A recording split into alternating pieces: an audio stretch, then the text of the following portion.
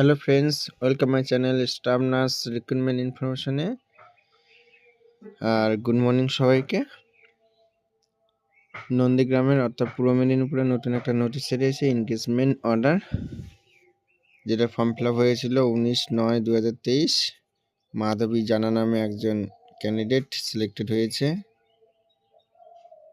Community health assistant পোস্টে। 13,000 টাকা per month 15 ফাইন্যান্সে।